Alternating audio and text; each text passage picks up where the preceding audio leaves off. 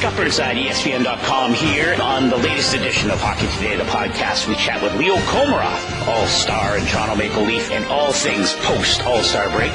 You can find it at the new ESPN app under the Listen tab.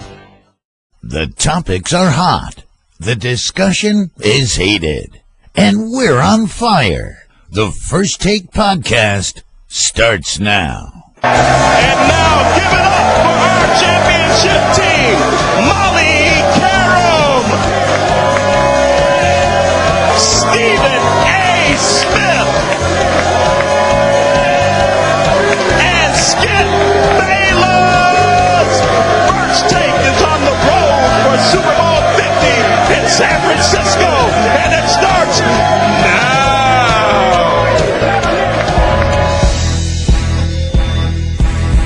Let's get it crackin'. Let's start the session. Mars lifts the competition, balls start that action. You can never debate it. This is actual fact. Stephen A. with the flavor, baby. Let's skip through a track. I'm like, say what? Say what? What's up with all my haters? I'm a ball when I perform. So my jersey's in the air. I'm allergic to my haters. Every morning I prepare.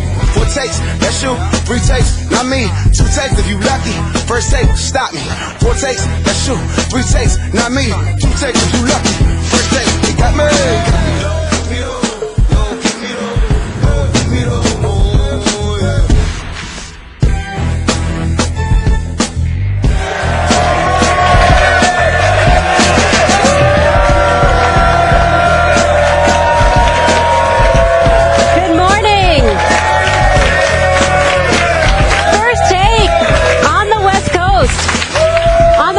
Super Bowl 50. We have the most fantastic crowd here. Thank you guys so much for being here with us.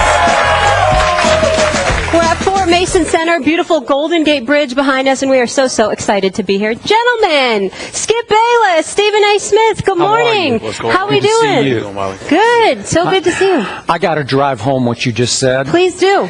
I need to make a point to our viewing audience just how great these Bay Area First Take fans are for coming out here so early. Thank you.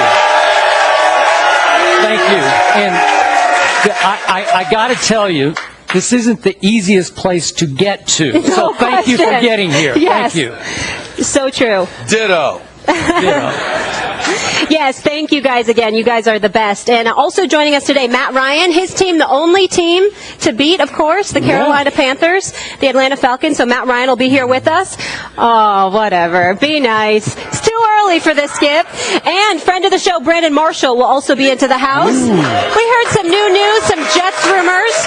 We'll get to that as well. But do we gentlemen, get to talk about Jay Cutler when he gets here? Maybe? No. They weren't roommates. I think you know I'll figure a way to bring up Jay Cutler. Stephen A. does love him some Cuddy. All right. We ready to work, guys?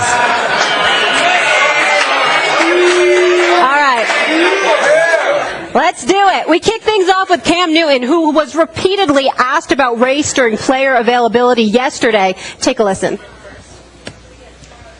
I don't even want to touch on the topic of black quarterback because I think this game is bigger than black, white, or even green. So I think we limit ourselves when we just label ourselves just black, this, that, and the third. I wanted to bring awareness because of that.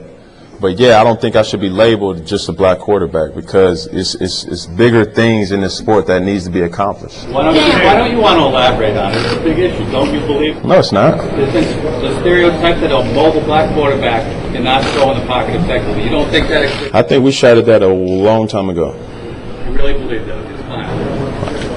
Why don't you back it up and say something? Why should I back it up? Because you brought up the topic and it's still an issue in the minds of It's not an issue. It's an issue for you. Okay, it's not just for me. I'm not making choices. I've said numerous times that, I pray to have a stage that people will listen. And I pray to God that, I do right by my influence. So when you ask me a question about African American or being black and mobile, it's bigger than that.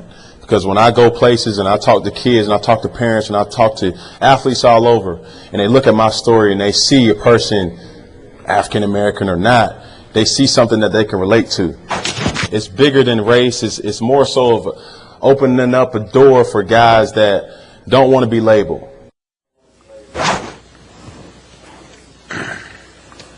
Well, Stephen, he certainly has the platform. What's your reaction to what we just heard from Cam? Well, I think that you heard the reporter, and I'm certainly not going to call out reporters. Everybody has a job to do, and I respect that. But you had the reporter going at him as if he instigated something when essentially he was answering a question. And at times, I think that we need to recognize as members of the Fourth Estate, as journalists, that you want to open a box and a guy goes in and he takes you up on your offer. Don't knock him for doing so. Cam Newton is a quarterback who happens to be great, who happens to be the eminent MVP as far as most of us is concerned. You asked him a question. He is a young black man. He answered the question, and he's not apologetic about it. I personally have no problem with it.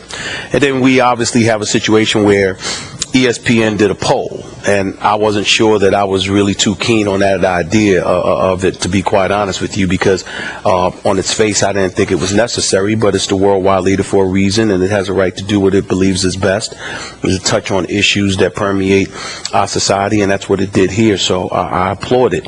But let's look at the statistics. When they talk about this poll that went on, they said nearly 2 out of 3 fans, 62% overall, believe that any criticism of Cam Newton is because of his style of play on the field. 63% of white fans, 38% of black fans. Only 14% thinks it's because of just race. But then it goes further by saying, Skip, the number of people who think race is a part of how Cam Newton is perceived is significantly higher amongst blacks. Okay? 34% think the criticism is racially biased, while 38% think it's for his flashy style. What people need to understand is that we want to act like everybody's the same. We are all human beings. We are all human beings created by God, and and most of us are God-fearing and loving people. But the reality is that we are different. White folks are different than black folks. Black folks are different from Hispanic folks. The problem isn't the fact that we're different. It's that we're not willing to embrace our differences in a fashion that is not acerbic, that is not incendiary, that is not, at times evil. And instead of just embracing it and saying, okay, you think differently than I do, sometimes we use it to knock folks down. And that's what those are the kind of things that Cam was alluding to. When you are a quarterback, particularly when you look from a historical perspective, Skip, if you are a black quarterback, people perceived that you were at that position because your athleticism. Why did the issue of the black quarterback, or the plight of the black quarterback, become such a huge issue in NFL lore? It was because for so long the perception was out there that blacks weren't intelligent enough to play the position. That is a fact. That's how people felt. Well, where did black folks get that from? We created that ourselves. We walked around talking to folks and telling folks that we weren't intelligent enough to play the quarterback position. Hell no, that didn't happen. That was from other folks who perpetuated that stereotype. And so when you, from an historical perspective, had that to overcome, just because you overcame it to some degree, considering the fact that Cam Newton is now the 6th black quarterback to play in the Super Bowl, the 4th consecutive Super Bowl where a black quarterback was in the Super Bowl.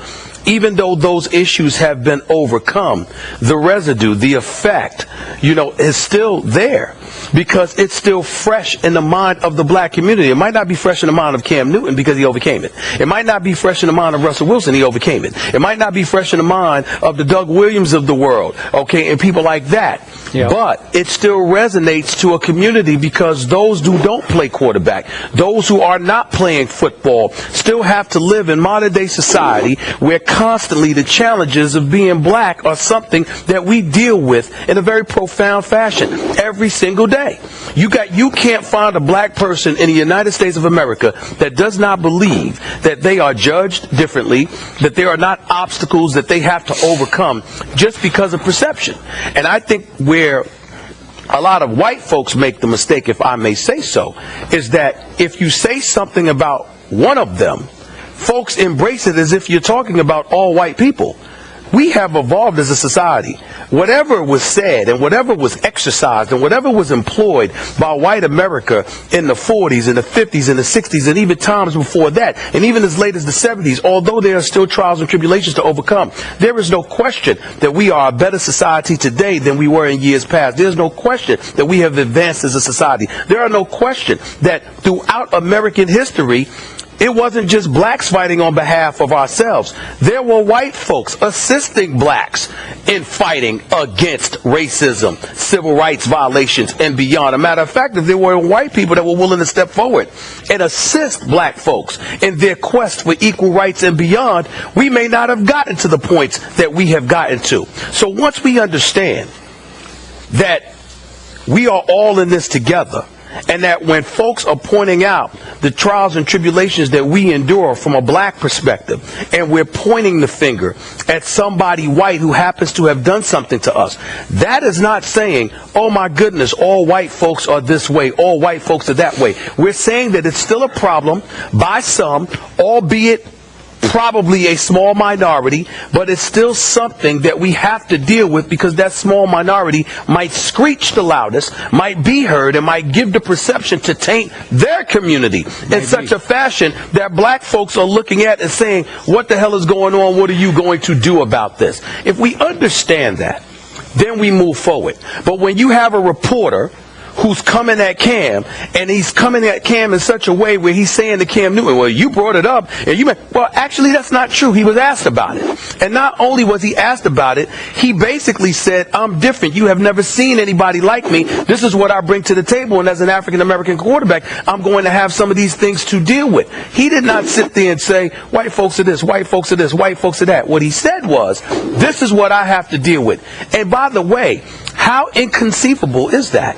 Cam Newton was, went to Florida, got pushed out of Florida, went to some no-name junior college, won a national championship, came back to Auburn, won a national championship, came to the pros, now he's in the Super Bowl, he was the Rookie of the Year, he was a Heisman Trophy winner, he has accomplished a bevy of things.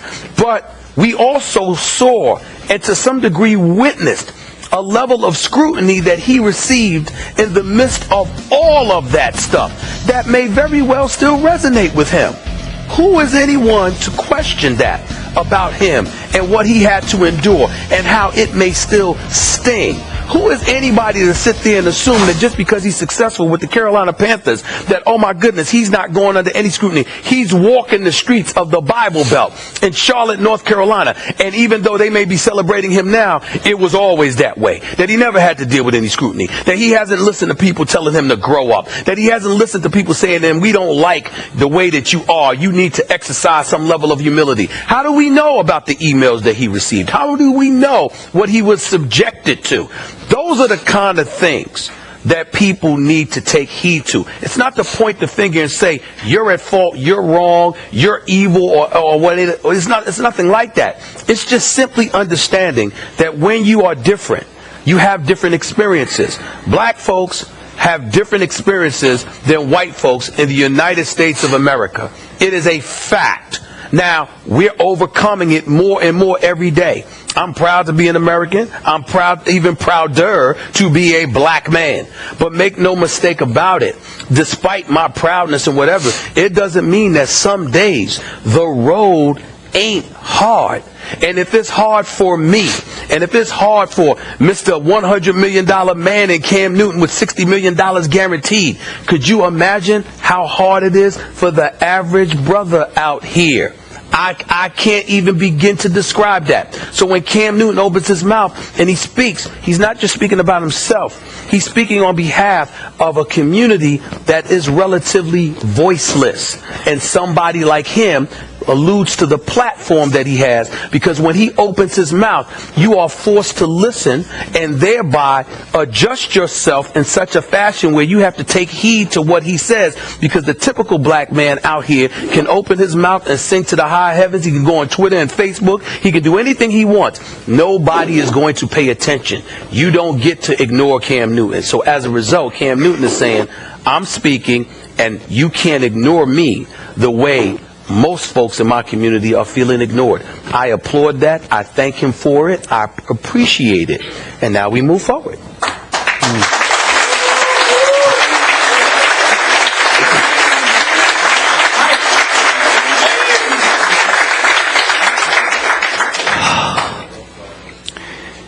This topic is getting trickier and trickier to talk about.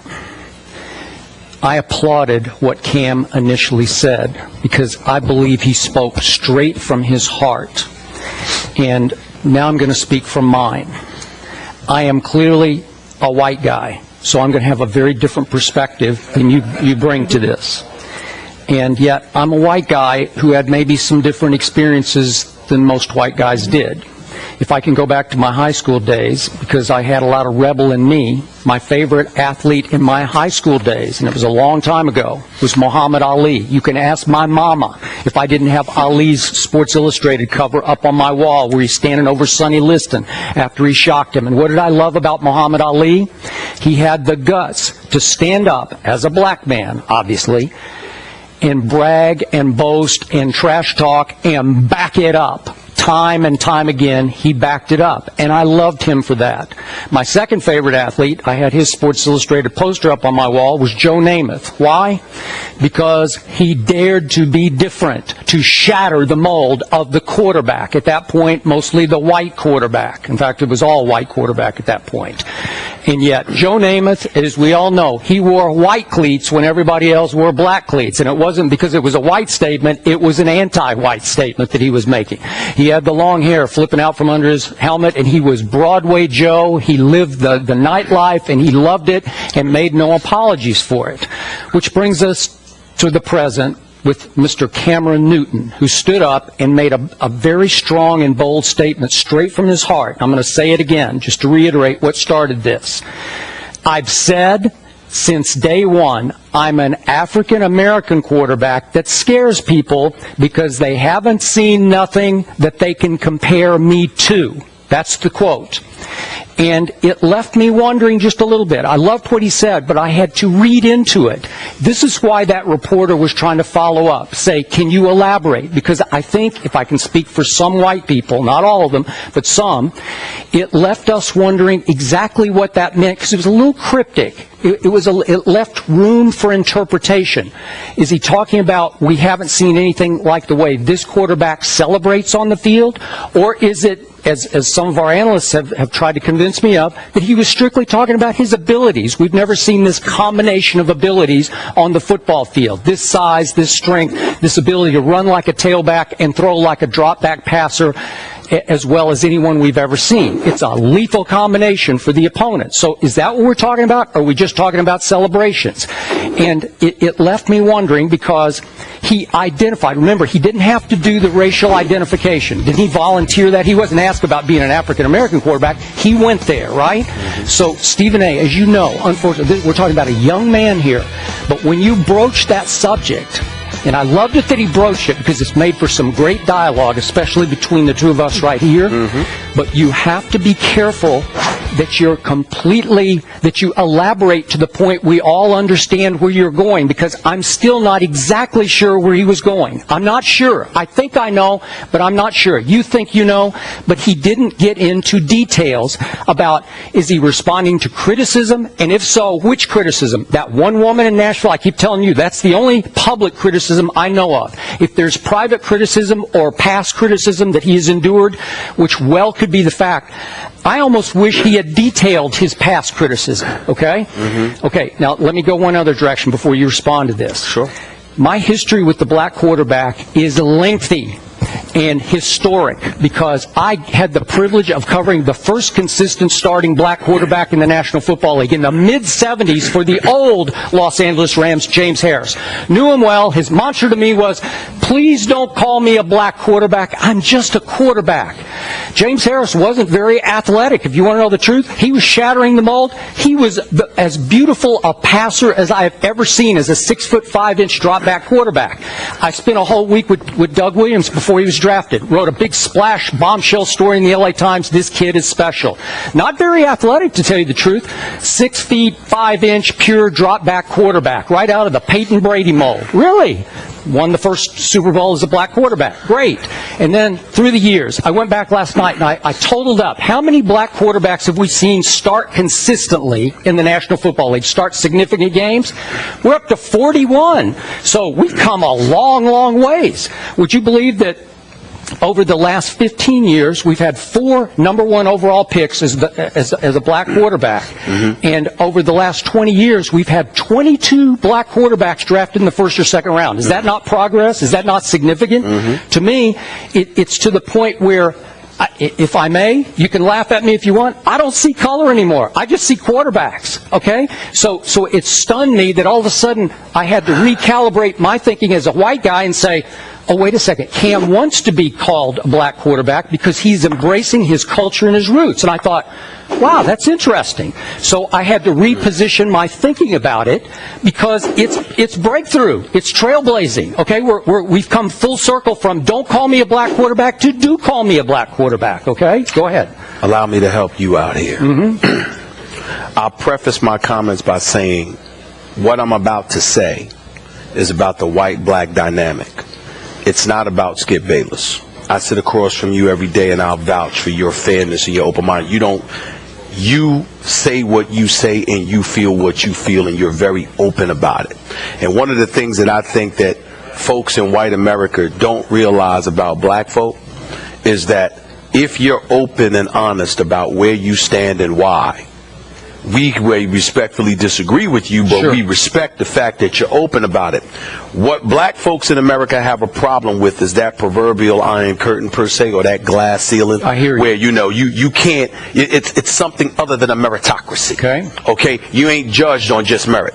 When you talk about Cam Newton, and you talk about what he said and what the reporter asked, what you're missing. And I'm not trying to call out the reporter in any way. He was doing his job, and I respect that.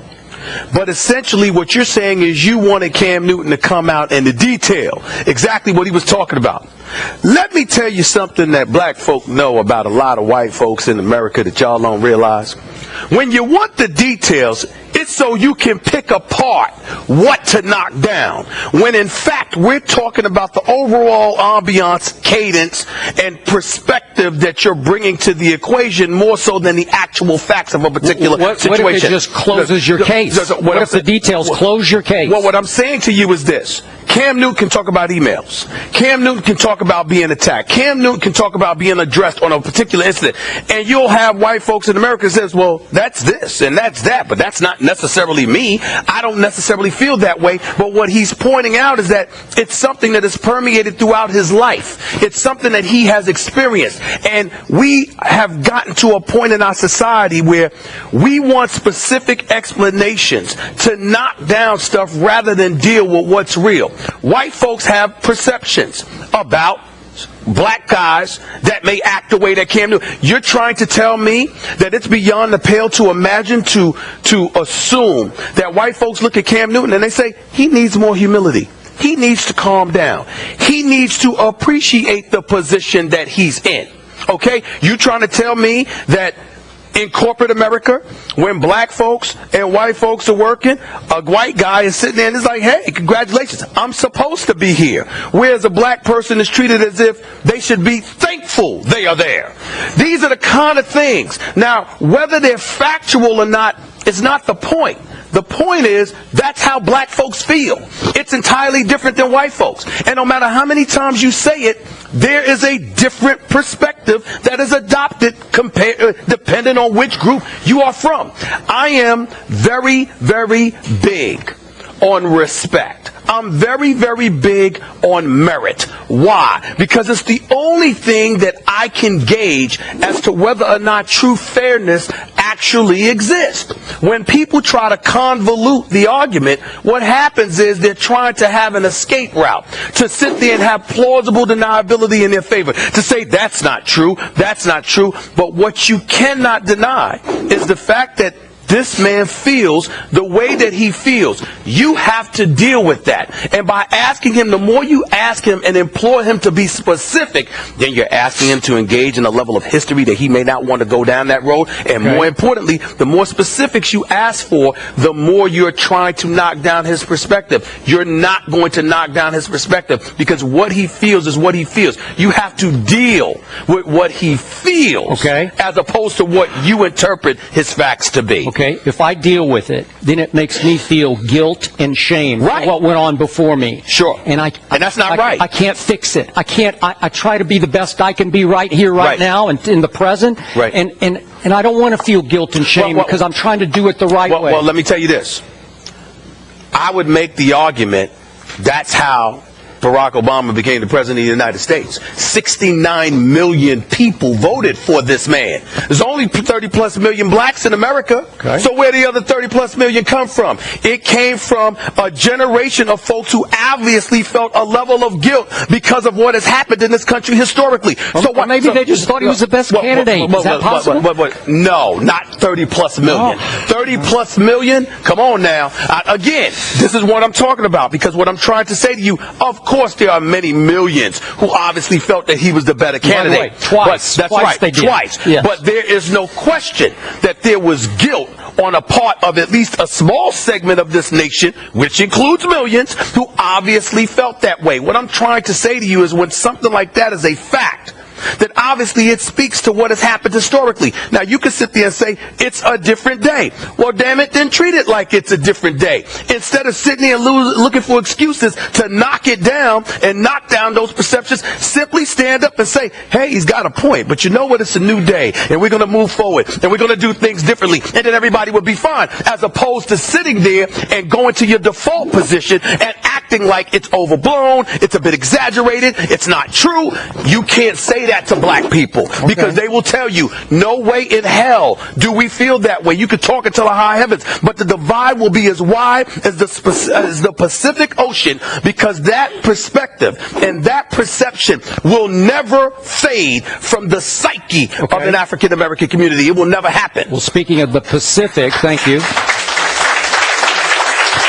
Well deserved. Speaking of the Pacific, that's why I'm back to specifics, because I need some details. If you were upset, Cam Newton, with X, Y, or Z, and you say, don't give me details because the white community wants to shoot them down, I just want to know what they are so we can fix those details. And I don't know them. I know one woman who wrote a letter. But how do you fix an email? How do you fix him walking what's down? an email? I don't know an email. Let me explain. How do you fix him walking down the streets of Charlotte or walking in some other city and somebody said, how do you fix when he's walking through the tunnel? Do you remember a footage of LeBron James in the playoffs and some lady literally screamed something so awful at him? LeBron just turned around and just looked at her like, what? You know, and everybody was like, wow, that was really, really bad. But they never showed her face. You never knew her name, but she screamed at him from the stands. I'm saying to you, something like that. He didn't talk about it after the game, but something like that. You don't think he goes home and says, wow, damn, that was real mean what she said. That was real evil. It's really bad that somebody would feel that way. I'm trying to say, you know how many incidents a player, particularly of African American descent, can point to talk about how they went through that, they endured that? That's very, I can't even repeat over FCC airwaves the stuff that gets said to me on a weekly basis. I'm just a different kind of brother. It don't matter to me. Bring it. I got it. I'm fine. But other people ain't like that. Other people ain't like that. Look, is there racism still in this country? You better believe there is. I'm the first to embrace the fact there is racism. We've improved as a society, though. We have. I got it. But in this case, I think a lot of white people are still sitting back thinking, man, we came so far in pro football trying to not see color at quarterback. And here's a kid that I think a lot of white people love. They do. Yeah. Okay. But not it's hard, everyone. but it makes everybody, the white people, uncomfortable. Like, what did we do wrong here? We don't know. Skip, 100 million white folks can be fans of Cam Newton, and 1 million can hate him. But the things that the millions say may be so piercing, so stinging, that it stays with you. Okay. And so it's but I don't know the million. I don't know anything. But he does. Okay. He does. And that's all that matters. He does. We're not saying, if he sat there and said, white America feels this way, you'd have a point. He's like, no, but the experiences that you go through, although from a very small few, can sting in such a way Absolutely. that it stays with you. That's That's being black in America, bro. Okay. It is. But I keep hearing all through the last 2 weeks, Cam has been so criticized this football season. And I keep saying, by whom? Where? How? One woman wrote a letter and then apologized for what she wrote to the letter to the editor, the Charlotte I got you. Observer, right? I got you. Okay. I don't know. Riveting debate to start off the show, guys, right? Brandon Marshall in the house. Thank you. So good to see you. I like your dress. Thank you. Brandon, the crowd approves this message, clearly. And I also want to mention you are joining us courtesy of Audience Sports and AT&T. We'll get into that later. But please tell me what I was just reading on your Starbucks cup here. You could have shared. Me up so early, 6:45, so I went to Starbucks and, said, what's your name? I said, I own Stephen A. Round of applause. You want some? You want some? May I comment? Sure. Ladies and gentlemen, I don't know if you know this, but no receiver who wears the most pom-poms for Jay Cutler could ever own me. Could ever own me. That could not happen. Now, I turned those pom-poms in, man. yeah, you did. It took you about 5 years, but you finally did. 9. I tried to help you out. No, but listen, he has a lot of potential, and I think that, he can, potential. Let's not go to Cutler yet. First. We're not going to Cutler. Okay. I just want to make this last statement, and then we can move forward. Sure. You said a man that's been in the league for 10 years has potential. That's all I got to say. That's all I got to say. Let's move on. Hold on. Before we move on, you guys had an awesome debate about race. Sure. And I want to say one thing on that, just in case we don't get to it, right? Every single day, I walk to the grocery store or drive to the grocery store or go to the doctor. I get out of my car or I'm coming out of the grocery store or my doctor's office. I see someone that doesn't look like me, and the first thing they do, they grab their purse, or they, get scared, they run to their car. It's every single day. In the middle of broad daylight. Every single day. So I say that because there's still racism in America, in the world, and I think the issue is we can't relate to one another because we're not in each other's shoes. So I think that it's time for us to continue to have this discussion, change the narrative, and maybe we'll see change. But I wanted to say that me, I have Mercedes-Benz keys in my pocket or out, and I'm walking to my car, and people still look at me like I'm going to steal from them. So I just wanted to say that. That's a point. It's 2016, and it's a shame we still have to keep having this conversation. I appreciate you sharing that, though, because it's a conversation we'll continue to have here on First Take. Now, I couldn't see earlier when you made your Super Bowl pick, but you went with Carolina? No. You went with I went Denver. You did? Yes. You did? Are you the first to go with Denver? You are. Brandon, you know what? I didn't even see that as I was going above. You are the very first. I love this. Please tell us why you're going. Well, first of all, I was drafted by the Denver Broncos in 2006. Of course. And second, I'm on Inside the NFL, and a couple weeks ago, I picked the Broncos to win the Super Bowl 27-24, but against the Arizona Cardinals. So I'll say this, and I said it before. I really believe Carolina Panthers are going to win, but I can't renege. So I'm going to stick with my bet. I'm going to stick with my bet. Loyal to it. Skip's had to do that before, right? You see, Skip's looking at me, and I was looking at him to say something to you because, you his boy. Because if it were me, he would have said, what happened to the courage of your convictions? but because it's you, I like he let you slide on that. I need you to explain, because obviously it's a very emotional pick on your part, because you're an emotional kind of guy. You're such a good guy that you get emotional a lot of times. You see what I'm saying? And so I don't know. It depends on what you're talking. Anytime it's one of your teams or one of your boys, that's where you going, regardless of the facts that lie before you. So go ahead and explain, since you picked Denver, even though you know Carolina's going to win, you picked Denver. Tell us how this is going to happen. How is Peyton Manning and the Denver Broncos going to fill this out? Well, first of all, you got to look at this. I think both defensive units can argue their place in NFL history when you really look at it. I mean, when you look at Denver's defense and how they're built, it's individuals. You got a bunch of superstars. They play man-to-man coverage. They let these guys wear and Von Miller. They let them loose on the edge. And like last week, they're sacking Tom Brady, or a couple weeks ago, sacking Tom Brady in less than 2 seconds. But then when you go to the Carolina Panthers, and this is a defense I'm familiar with because we ran something similar to that in Chicago. These guys play on one string. Just watch how they communicate before the snap, during the snap, after the snap. You're never going to see a more well-rounded, on one-page defense. And I don't know what the hell I just said, but but what I'm trying to say is this team plays as a unit, and when you play as a team, you win as a team, you're that much stronger than anyone else you can go against. Go ahead, Skip. So can you make a case for Peyton Manning, nearing 40 years of age, playing well enough to beat this Carolina team led by Cam Newton? Yeah. The way I say it is a couple years ago when we brought in Coach Mark Trestman, that's when I found total respect for the quarterback position. I understood why they make so much money, and they deserve it because there's a lot on their shoulders. So for Peyton Manning, I believe he wins up here. He's done it his whole career. 80% of our game, 80% of life is mental. And there's no difference here. If you know where you're going before you're going there, you have a 100% chance of being successful. So speaking of mental, you just had your best year of your career, and you were approaching age 32. Yep.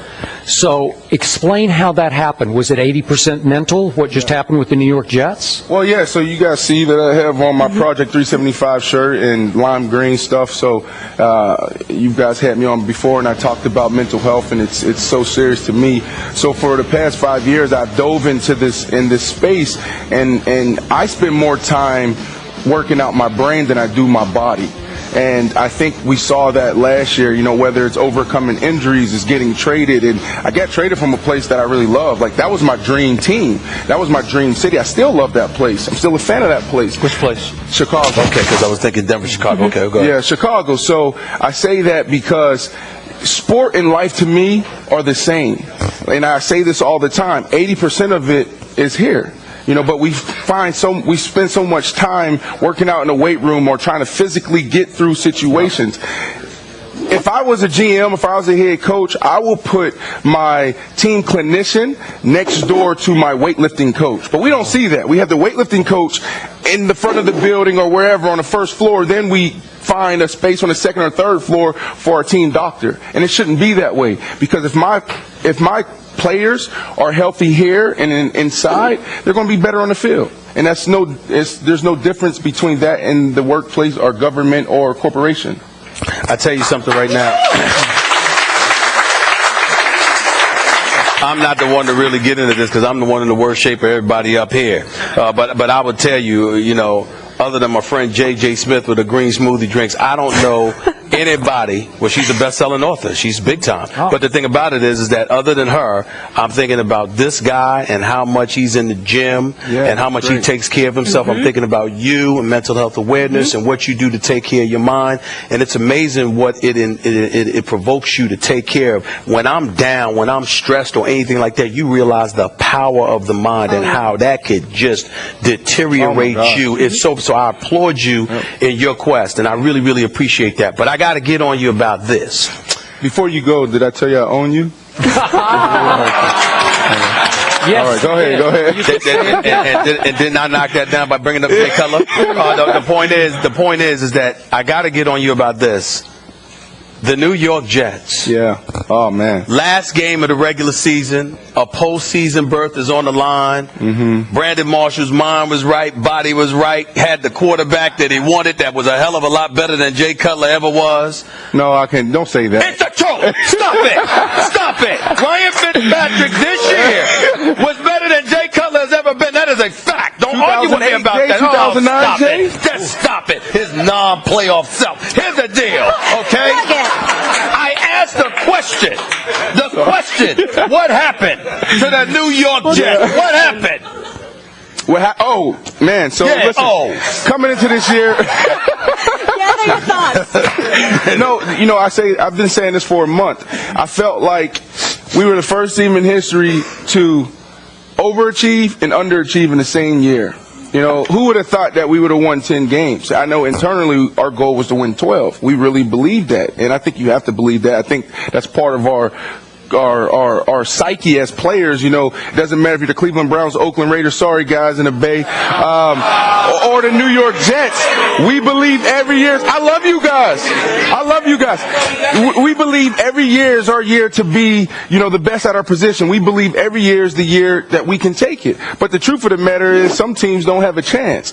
But I honestly felt like it took us half the season to bring it together. And once we did that, I think we went on a 4 or 5 game winning streak. And then we get to the Buffalo Bills, and we had a major letdown. And it's not because we weren't prepared, but, you know, to be totally honest with you, I'm still trying to wrap my head around it because we're coming off a great win against New England where I felt like we dominated them, and the game should have been over in the third quarter, but it ended up going into overtime, and we all know what happened there. So I don't know if it was, you know, one of those things where we're emotionally spent after that game, but there definitely was a drop-off in that first half in Buffalo. Well, I will say this to you. You'll never own me, but you did a hell of a job this year. Thank Wait, you. I got a last quick question. Okay. Sure. So how much better is Jay Cutler than Ryan Fitzpatrick? Oh. So I would say this. I think Jay Cutler has he's a top 5 talent with his arm. He's super smart. You know that Vandy guy. Thank you. You know, for some reason it hasn't all come together. For some reason. I mean, he's had so many offensive coordinators, so many different wide receivers. Correct. Ryan Fitzpatrick, I think this second half of his career is going to be an amazing one because he's with this guy, Chan Gailey. He's comfortable. He really owns this offense, and that's what you want out of the quarterback position. Yeah, I can talk about. Stop right there. Kaepernick. They're saying that he may want to come to New York. How you feel about that? I don't want Kaepernick. I think he's good. I think he's good. My guy's Fitz. It's nothing against Kaepernick. It's nothing against Kaepernick. And your guy used to be Gino when you first got there, right? Of course, he's still my guy. I know. He's still my guy. But what I'm saying is, I have my quarterbacks and I'm good. But can I say this? All week, I'm going to be doing some of your stuff, some broadcasting, and follow me on Audience Sports Network. You will? Okay? Because I'm trying to jump into this business. You're already in it. I'm in it. What do you mean you're jumping in? You're already in. All right, well, follow me on Twitter, Instagram, Facebook, Audience Sports Network. Shameless plug. Please, you're dropping the profound knowledge all morning, Brandon. We so appreciate your career highs this season. Incredible. And all the work you're doing with mental health awareness. I meditate every day religiously. Helps keep me sane. You can't hear me. I'm Eric Carabell. On the latest edition of the Fantasy Focus Baseball Podcast, Cespedes and Upton find jobs. Who do we like better? Kyle Schwarber, Addison Russell, positional scarcity, and hash browns. Find us on the Listen tab at the ESPN app. First take on the road here. Super Bowl 50. We've got the best fans up here early waiting outside. We so appreciate them. Fort Mason Center, this beautiful backdrop behind us. We got some Raiders chants going. All right. So you guys might assume that the 44-4 Warriors have it all, right? But some think they're missing one big piece, and that would be free agent to be Kevin Durant. A new report in, Adrian Wojnarowski of Yahoo Sports, the Warriors are significant frontrunners to sign KD if he leaves OKC. The report does go on to say Durant isn't close to gone in Oklahoma City. Stephen A., what's your take on this? Well, my take on it is that once again, Adrian has done an outstanding job. I've known him for years. He does a sensational job of covering the NBA. Let's give him credit where credit is due. He's not a part of ESPN, but I respect my colleagues, and he does an outstanding job. He's right about this because it's something that the Warriors have alluded to. It doesn't change what I reported months ago about KD and how he was talking during the offseason about how if things don't work out in OKC, that LA would be an interesting destination in the post-Kobe era. The problem is that he didn't want to go to a moribund franchise that has surpassed such a pathetic state of affairs that somebody needs to just eradicate the franchise for a year just to remind us, let us remember what they used to be instead of what they are. But, you know, because now, obviously, with the Lakers being as pathetic as they are, it's the consideration of being a Los Angeles Laker has dissipated dramatically. But originally, it was about the Lakers, him going there first, potentially Russell Westbrook if he decides to leave OKC, going to LA as well. But everybody's looking at KD right now because KD is going to sign an extension. He wants to test free agency. He wants to see what his worth is going to be, even though I don't understand why, because he's going to get the max wherever he goes because he deserves it. But he also wants to be a title contender. I know for a fact that the Warriors would like to get him because who wouldn't want to get KD? My question is, how are you going to pull it off? They're committed to $80 million next year, this summer. I mean, you just paid Draymond Green about $82 million. You paid Klay Thompson about $70. You got to pay Steph Curry after next year because he's grossly underpaid. Yep. Now, the new TV money coming in that's going to elevate the salary cap exponentially puts them in a position where they could probably make a few moves, and who knows. But my thinking along, and I alluded to this last night on SportsCenter, Skip, was this, and nobody's brought this up. If you're KD and you decide to go to Golden State because you're desperate for a championship, to me, that's considerably worse than LeBron ever leaving Cleveland to go to South Beach. Here's why. LeBron didn't have much of a team. LeBron had to carry a hefty workload. LeBron looked at his career, looked at his future, and is like, I don't know if I can continue to do this. I damn sure can't do this by myself. So he goes to Miami, joins D. Wade and Chris Bosh, and they do what they do. But let's be real. It was Pat Riley that added a Shane Battier. It was Pat Riley that added a Ray Allen. It was Pat Riley that drafted Mario Chalmers of the world, the Norris Coles of the world, etc., etc. So Pat Riley may have gotten LeBron James, and they certainly wouldn't have won a title without LeBron and D. Wade, but there was a team that was put around them. I don't believe Kevin Durant has that excuse. Kevin Durant is in Oklahoma City. The Golden State Warriors are legit. They're the reigning defending NBA champions. They're the best team in the NBA. They play like it all year long. They've got the best shooting backcourt in history as far as I'm concerned. Draymond Green is outstanding and all of this other stuff. But we all know outside of Klay, outside of Steph, everybody's expendable for Kevin Durant. And that includes Draymond as much as I love him. Everybody's expendable for Kevin Durant, even though I don't think you're going to interrupt that flow. My point is, look at the Oklahoma City Thunder. What possible excuse could you need to leave them to go to Golden State for? You got Westbrook, you got Ibaka, you've got Cantor, you've got a nucleus in place that's a title contention. So if you jumped ship to go to Golden State, to me that looks considerably worse than if LeBron ever leaving Cleveland to go to Miami, because Oklahoma State, from a talent perspective, maybe not coaching, maybe not chemistry and cohesion, but from a true raw talent perspective, are as close to comparable to the Golden State Warriors than anybody in the NBA. So if you're Kevin Durant and you left that to join Golden State, to me that's worse. Nobody's brought that up. Adrian knows what he's talking about, I can tell you that much. And there's little nuggets that you can disagree with here and there. Mm-hmm. For the most part, this brother covers the NBA. Sure. On an elite level and deserves credit for that. But I just don't understand why Kevin Durant would do that. There is one key difference between these Thunder and these Golden State Warriors. The Thunder too often play selfishly. Yes. And this other team, an all-time great team, plays nothing but unselfishly. Yeah, I was just talking talent. Okay, talent. All right, I got you. And by the way, the whole prospect of this is staggering to me because I've developed so much awe and respect for these Warriors. I've never seen anything like this. It's a force of nature. Yeah. And the prospect of adding Kevin Durant to that mix is just mind-blowing to me. It's like, just cancel the NBA season. Yes. We don't need it. That's right. We just give them the trophy every year. That's right. You would. Okay. I mean, if you hold on to Draymond, Klay, and Steph, and you get Kevin Durant, there's nothing to talk about. It's over. It's over. Okay. So here's the point. You cannot rule out the Thunder here. We have a long way to go. And if by chance the Thunder broke through and won it this year, all bets would be off because maybe he would recommit and stay with Russell Westbrook in Oklahoma City. I don't know.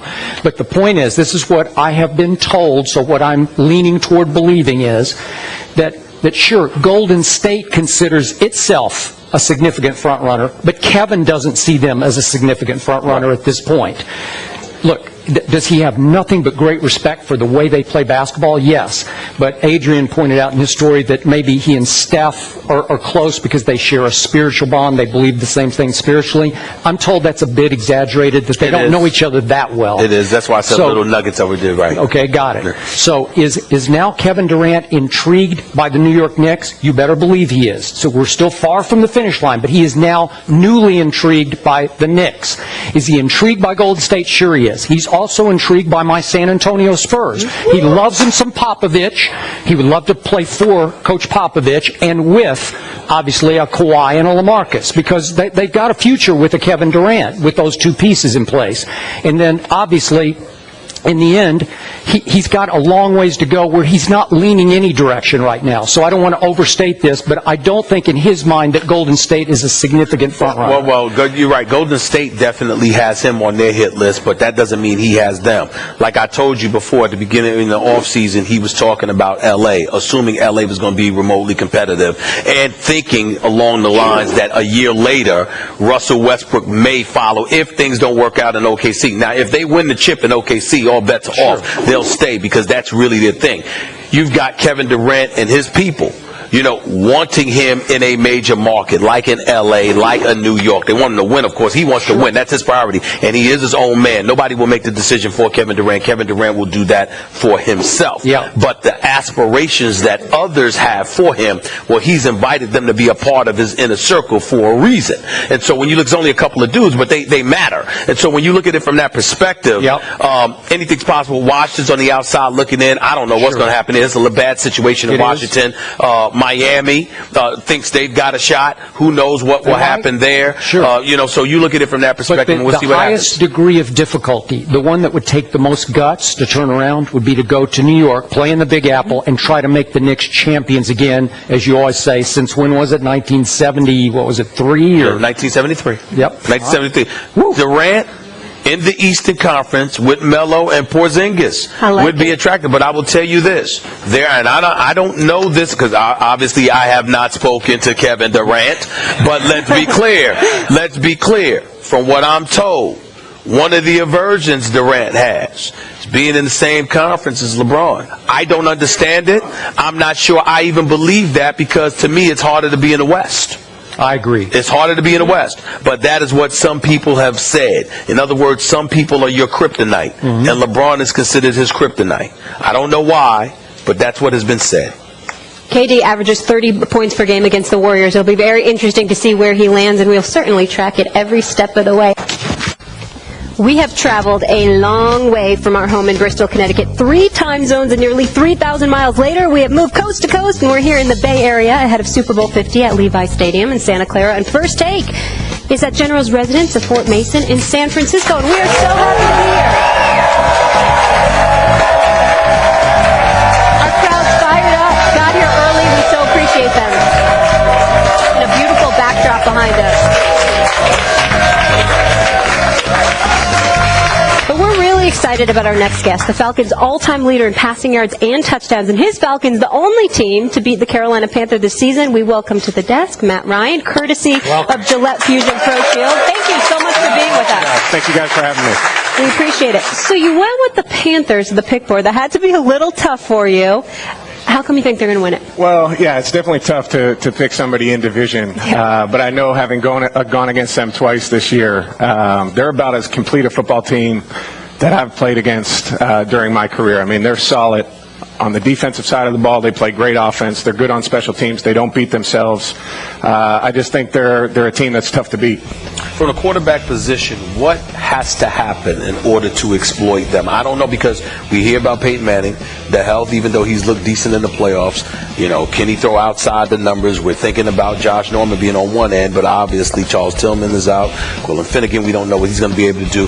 How do you beat them from the quarterback spot? Well, I think, the first time we played them, we got behind so early, and that's what they've been able to do all year. I mean, they've been able to start as fast as anybody in the league. The second time that we played them, we were able to stay in that ball game, and we were able to stay balanced on offense. I think when you go against their defense, if you become one-dimensional, you have no chance. But if you're able to stay balanced, run the ball, match up your play-action passing with your run game, their linebackers are so good at getting downhill and defending the run that you can make some yards behind them throwing with that play-action pass. I think that's what we did really well the second time we played them. And then you have to make a couple explosive plays throughout the game. We had a long touchdown to Julio that kind of changed the momentum in that game. I think that's the recipe for success. By the way, I think Peyton Manning has watched him a whole bunch of Matt Ryan tape here because you did give them the blueprint for how to do this.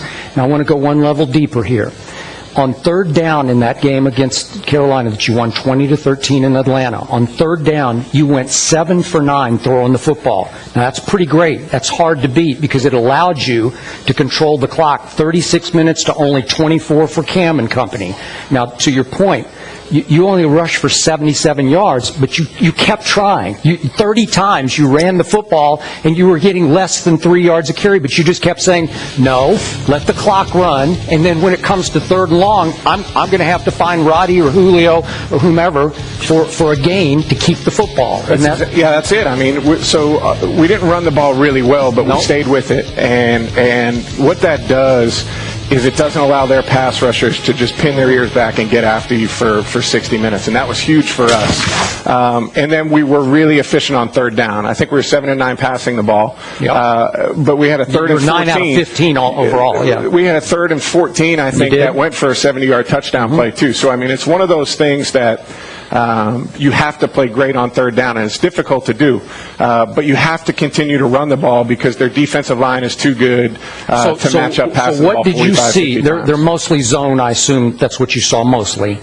Where did you, without getting too deep into secrets, but what vulnerability did you find in their zone windows? Well, I feel like the strength of their defense for sure is their front seven. I think they've got 2 of the best linebackers in the game. Their front 4 is about as good as it gets. In the back end, Josh Norman's a great player, but there are some holes to that. They're good players, but that's not the strength of their defense.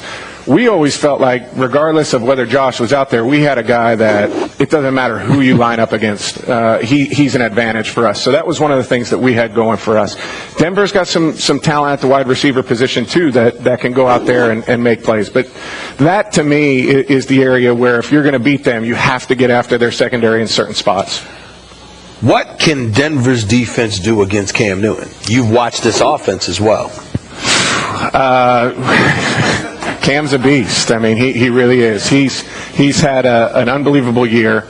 But I've seen it, since he's been in the league. I mean, their record hasn't been what it was this year, but he's had some great games against us in the past. He's just tough to defend because, when you get to 3rd and 5 and their pass rushers are coming up the field, they can pull a guard and run quarterback power and get 6 yards. They bring all 11 guys, onto the field on offense, and that makes it extremely difficult to defend. What Denver does as well as anybody, though, is force turnovers. They did a great job of that in the AFC Championship game, and certainly if you're going to be successful against Carolina, you've got to try and create some turnovers. By the way, forgive me for saying this, but I do not appreciate what you did to my Dallas Cowboys in the second half of that game at Jerry World. I appreciated it very much. You picked us to pieces. In fact, we were ahead 28-17 thanks to Brandon Weeden in the first half. The good old days. This guy went berserk throwing to Julio in the second. It was like men and boys, candy from babies. I've never seen anything quite like it. It was we needed more of that this year. Yes, we couldn't find it for bits of the year, but that was some of the best ball that we played the entire year was the second half of that game. And we got everybody involved. Julio obviously is such a focal point of our offense, but Devontae Freeman, that was a game for him that I felt like really put himself on the map for the year and propelled him to go to the Pro Bowl, and I thought he did a great job all season for us. What's going on with you guys? I mean, why has Atlanta been struggling? I mean, they've got you got Julio. I don't understand why y'all have struggled over the last couple of years. Well, I think, particularly this year, I think we were more inconsistent than we've been in the past. I think, we've had 3 years that we haven't been able to get back to the playoffs. And when we were at our best, whether it be 2010, 2012, I felt like we were a very consistent football team from what we were week to week. That same team showed up. And we haven't been that way the last couple of years. I think this year we had opportunities to finish ball games, and we didn't do that. And we kept ourselves in a lot of games, which you need to do in this league, but we didn't finish the way that we needed to at the end for a number of different reasons. But that's what we've got to get back to. We've got to be consistent finishers week in and week out. Last quick question, quick thought on this. How much has Peyton lost, in your view, at this point in his career? I don't know. He's got so many different ways to beat you, and that's one of the things that has always been, I think, one of his strengths. He could beat you with his arm, he could beat you with his brain, he could beat you with the run game, getting it going the right way. I think you're saying he's lost a good bit. Is that fair to say? Yeah, but I hate saying anything about one of the, the GOATs. He's one of the best of all time, and I think if there's anybody that can pull it out one time and go out there and play, a great game, it's him. All right. Matt, I hear you come with gifts. I got gifts, so I came for Stephen A. and Skip. You too. Get all the love. Yeah, so I brought the Gillette Fusion Pro Shield. I use Gillette. I need it. I love it. Yeah. Thank you very much. But yeah, I brought it for you guys. It's going to keep you clean. You guys already look great, but I think this can help. It'll protect and shield your face, which is important. I need it back. I need it back. You're quite Thank you very much. Matt, thank you so much for the All right. time. We so appreciate it. Enjoy Super Bowl week. Thank you so much. First take coming to you from the Fort Mason Center. So this just in a short story in the New York Daily News, Manish Mehta says that Colin Kaepernick wants out of San Francisco and his preferred destination, New York, but not the Giants, the New York Jets. Kaepernick has 5 years left on a 6-year, $114 million extension that he signed with the Niners. Stephen A., what's your take on this story, Kaplan and Gangrene? My take is I don't like it. I mean, I like Colin Kaepernick. I think he can play. I think that he has tremendous upside, and I think in an environment like New York, he could potentially excel. The problem is you'd be having to risk alienate Ryan Fitzpatrick, who's accustomed to playing with his offensive coordinator, G. Gailey, who's mastered the system, who's gained the confidence of his teammates because of what he was able to do on the football field this year. And here's the reality. This subject is really about Colin Kaepernick. And here's why it's so important. Well, forgive me, I said Cam Newton. I'm at the Super Bowl, ain't I? So I'm sorry, excuse me. We knew what you meant. Colin Kaepernick. Here's the problem. Colin Kaepernick isn't the most accurate passer in the world, but there's no doubt in my mind he can be productive and he can get it done. The problem with Kaepernick is his attitude.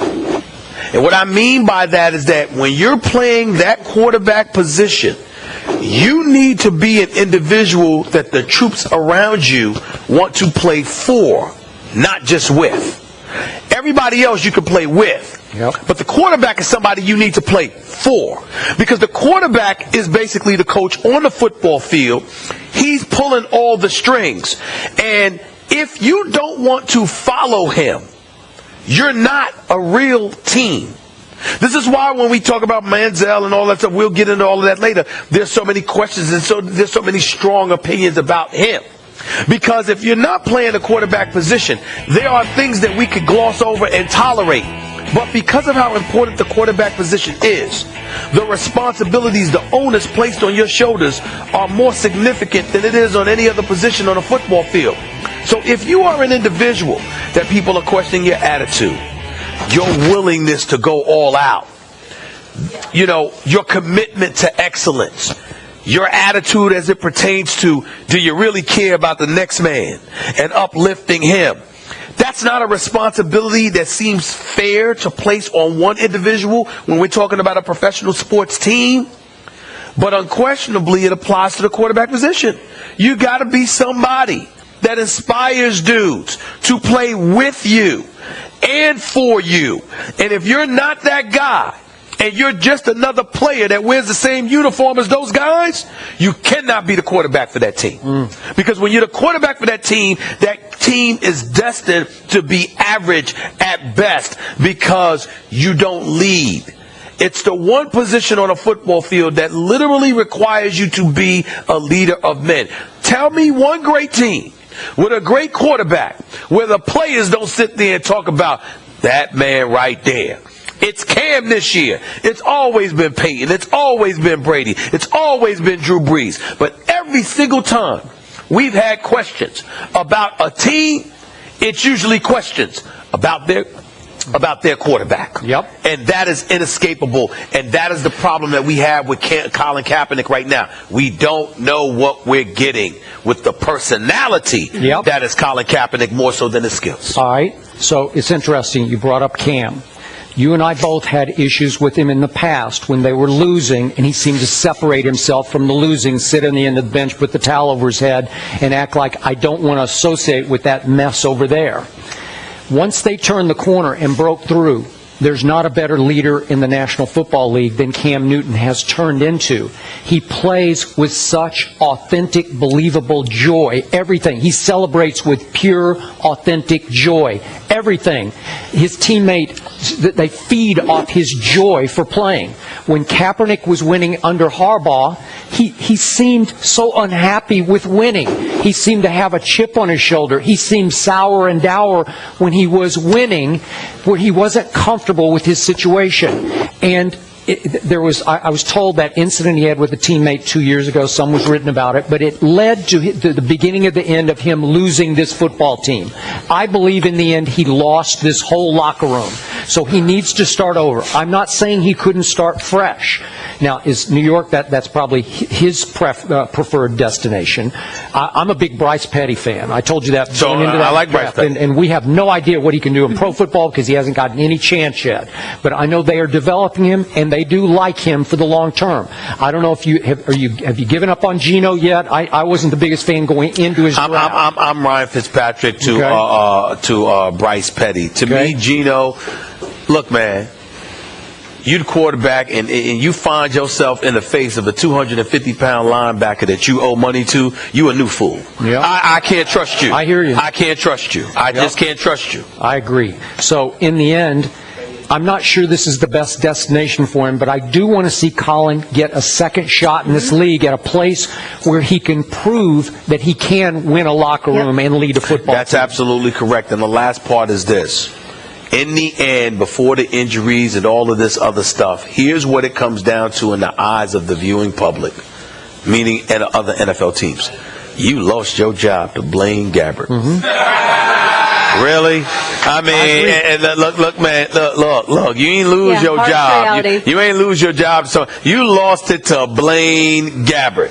Now, I don't know. I'm not the aficionado that our very own Chris Carter is. Yep. All right, but Chris Carter religiously could not stop saying every day. You could give that. Keyshawn gave analysis. Tom Jackson gave analysis. Mark Schlereth and Trent Dilfer and everybody, and then Chris Carter would come in at the end and say, Blaine Gabbert stinks. That's all he would say. And that's who Colin Kaepernick lost his job to.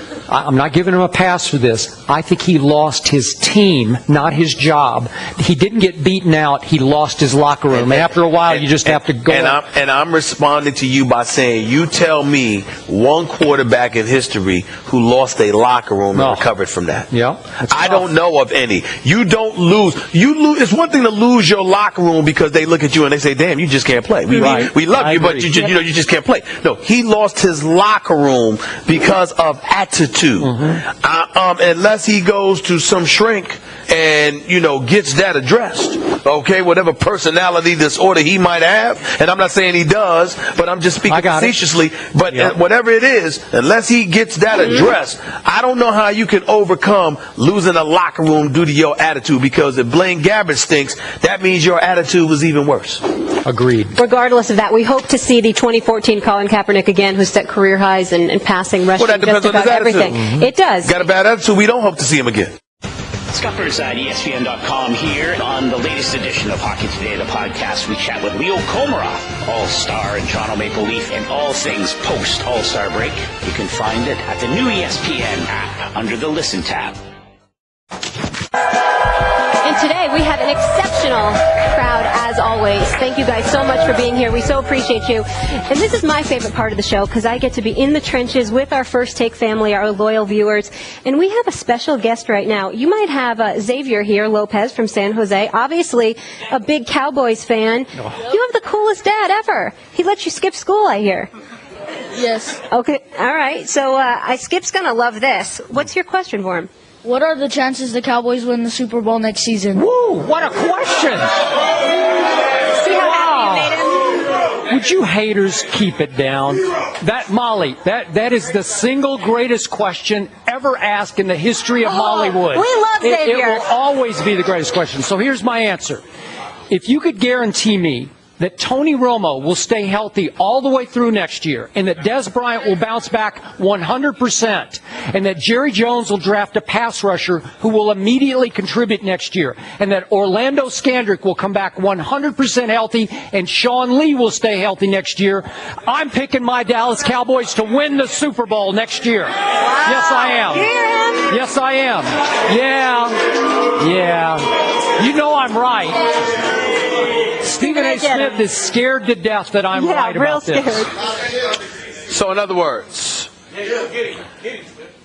if Tony Romo's healthy, if Des Bryant's healthy, if Sean Lee's healthy, if Scandrick comes back, if Jerry Jones, I mean, my goodness, if there's more ifs than a little bit up in there, I think the only thing that disgusts me more than that is the fact that I see an individual who's unquestionably probably a great dad contaminating his son with those outfits. I mean, to put your son in a Cowboy jersey, I mean, you're ruining the kids before anything's happened. Here's the bottom line. Yeah. The Dallas Cowboys will probably make the playoffs. There is no way in hell that the Dallas Cowboys are winning a Super Bowl because they, say it with me, an accident waiting to happen. Nope. Find bucket. Somehow, some way, they will get in their own way and they will do something to mess it all up. Whether somebody get injured, finding out somebody can't stay off the weed, or something. I don't know what it is, but it will happen. The Dallas Cowboys will not be in the Super Bowl. I can promise you that. Yeah, and this is, stop it. All of you, stop it. Right. This is the same man who agreed with me that my Cowboys would have run away with this year's NFC East if they'd stayed healthy. NFC East, they still wouldn't be here today playing in the Super Bowl. Yes, they would. No, they wouldn't have. Yes, they would have lost. I promise you that. Arizona or Carolina would have beat them. Or Seattle. America's team traveling well. Xavier and Ray, good reason to play hooky. We appreciate you guys. And with us now, Demir Hamilton from San Francisco, big Lakers, Giants fan. Thanks so much for being here. What do you want to ask the guys? Who would you rather have in their prime, Kobe or Steph Curry? Ooh. Good question. You can go. I'm sorry, ladies and gentlemen. I got to roll with the Black Mamba. Let me say this. Steph Curry's a bad boy. He's the greatest shooter I have ever seen. And he is a superstar that is flourishing before our very eyes. Those first 3 games in the finals, however, he didn't look that way last year. Got that first one under his belt. But there is something about Kobe that's MJ-like. And there has been nobody that we have been able to say that about but him. This is Kobe, a 5-time NBA champion that we are talking about here. Maybe you can ask me to revisit this conversation in 4 to 5 years, but right now, there is no way, as great as I think Steph Curry is, there is no way that I'm picking him over the Black Mamba in his prime. I'm not going that far. The problem is Steph hasn't even approached his prime to me. And look, Kobe Bryant is the closest thing to Michael Jordan that we've seen since Michael Jordan. This is a bad man, Kobe Bryant, in his prime.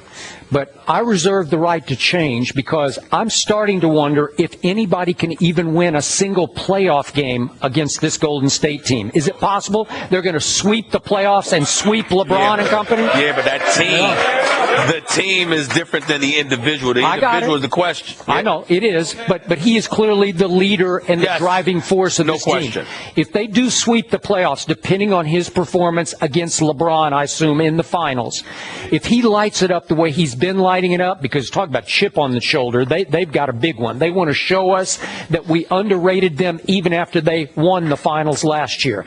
If they do that this year, I'm going to revisit this question. Well, you can revisit it all you want. I will tell you this. Steph Curry, some nights he gets quiet, and we hear about this dude, Klay Thompson, that's the second best shooter in basketball. I'm saying Kobe ain't never had that. Now, he's had the Diesel. He did. No question, the most dominant force of the modern-day era, who couldn't hit free throws, by the way. Or Shaq will tell you he hit them when it counts, and so be it. All I'm saying is, you look at Kobe and the load that he had to carry and the different positions that he had to play. Kobe played point guard when necessary. Kobe played shooting guard. Kobe carried a team on his back. Steph Curry can do all of those things. But because he's a great shooter, Kobe could beat you in a myriad of ways. I'm with you. But is it fair to say this question used to be laughable and it's no longer laughable? Well, we didn't even consider Steph Curry until he won the chip. So Sure. and that was rightfully so. Yeah. So it wasn't that it was laughable. You can't win a chip. Why are we talking about you? He's won the chip. So we understand that. And now he's playing in the MVP because he's clearly the MVP of the league right now thus far. But I'm just looking at it from the perspective that now that all guns are blazing in your direction, this is the regular season. The playoffs have not arrived. And now, even if you win this year, let's see when people have time to adjust to what we're seeing, how they'll be able to do so. Kobe transcends errors. I agree. We're waiting to see if Steph Curry does that. Yep. All right, gentlemen, I need you to pay attention here. Look who came correct. Justin Melander. Are you seeing the suit? You guys might need to take note. He got dressed up. Looks like for Danny Mollywood. Terrio. This is how I expect you to come when you take a trip to Mollywood, Justin. I appreciate you. All right, what do you want to ask the guys? Do you guys think Dwight Howard is being ref fairly? I think he is. I think there are times when bogus calls are placed against him, but that happens to a lot of guys. The difference is that, you know, Dwight Howard is not a happy camper right now. He's been playing well, but the team doesn't look as good. Since he's transitioned from Orlando to L.A. to Houston, it hasn't been a good environment for him.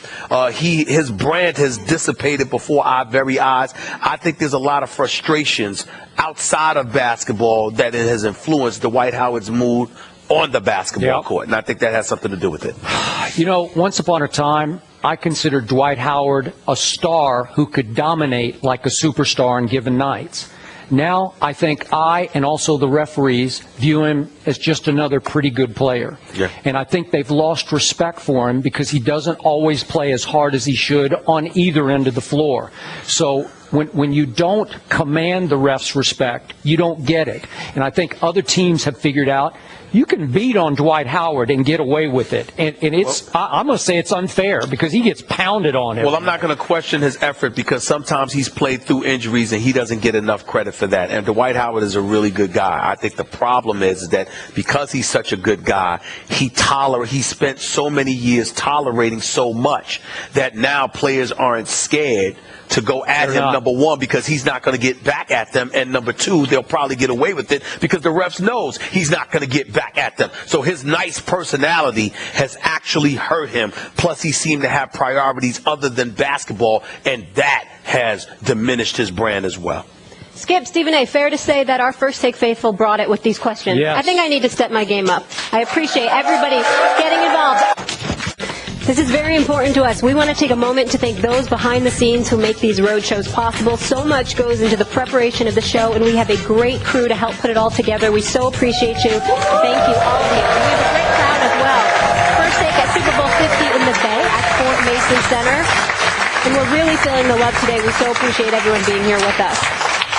All right, another Johnny story, unfortunately, to get into. Less than a week after his latest off-the-field incident, a leaked source tells our Pat McManaman that the Browns plan to move on from Johnny Manziel. The first day he could be released is Monday, but the Browns won't do that because of salary cap issues. Skip, what do you want to see happen next year? Look, I want to be clear about this. I remain a fan of the kid and his ability to play quarterback in the National Football League, and I still believe he's capable of one day becoming a star in the NFL.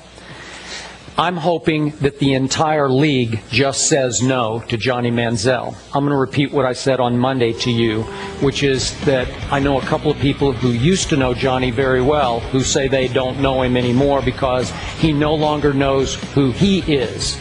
He's got problems, deep, dark problems that he has not addressed. He tried to address them last offseason in a rehab stint that clearly did not work.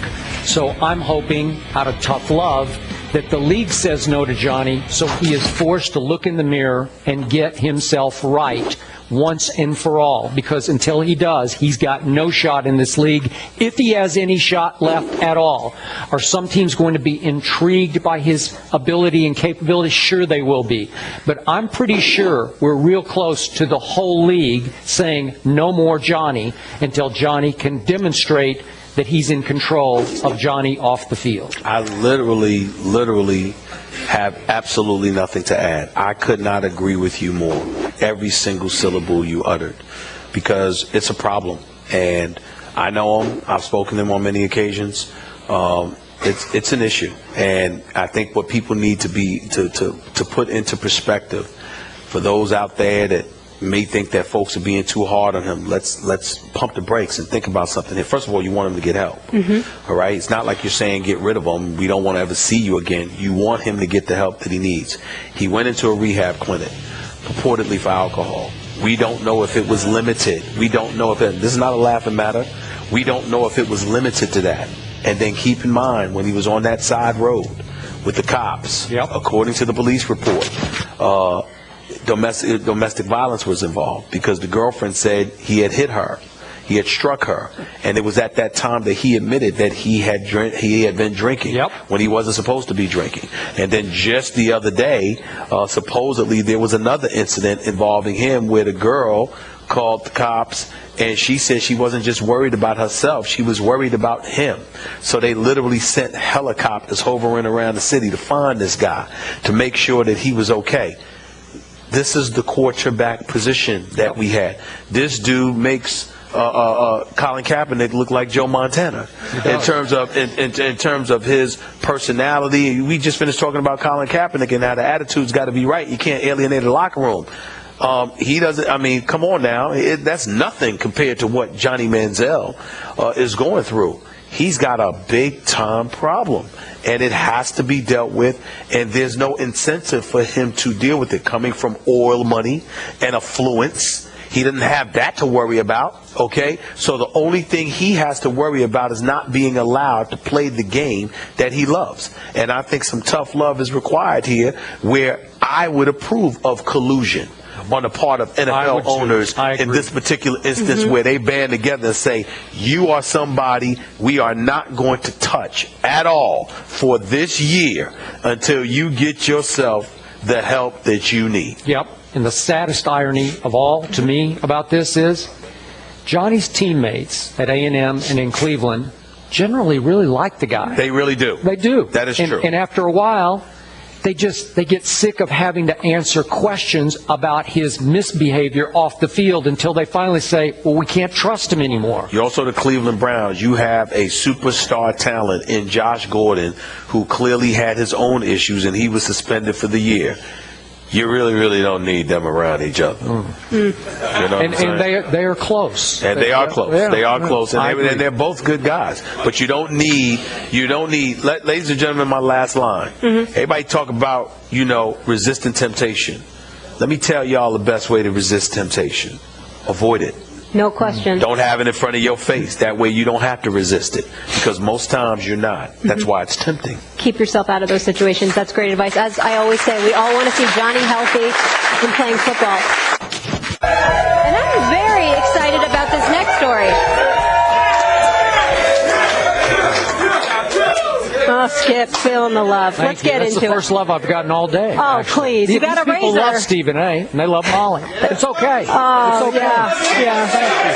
We feel sorry for him. He's the victim. I didn't mean for that to happen. Yeah. Not. Can we focus focus on Peyton. All right, lead sources are telling our Adam Schefter that the LA Rams have had internal discussions about bringing Peyton Manning to Los Angeles if he wants to play another season. He's under contract for another year, but most people around the league don't expect him to return to Denver. Now, Skip, you have said repeatedly, if he does not win the Super Bowl, you expect Peyton to play, but not in a Denver Broncos uniform. What's your reaction to this with the LA Rams? Perfect spot. Love this story because I believe Peyton Manning, if he doesn't win the Super Bowl and go out in a blaze of MVP glory, which I find a real long shot at best, I believe he would be extremely intrigued by being the quarterback for the returning Rams to Los Angeles.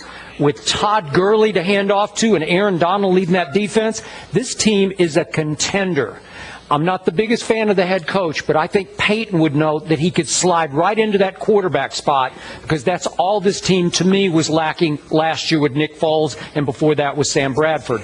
I believe Peyton wants to play 3 more years. He and Brady think 40 is the new 30, and I think he'll be ready to play another 2 or 3 years. I think this is it for Peyton Manning. I think his body has taken a physical beating. I think this is the last game we'll see him play.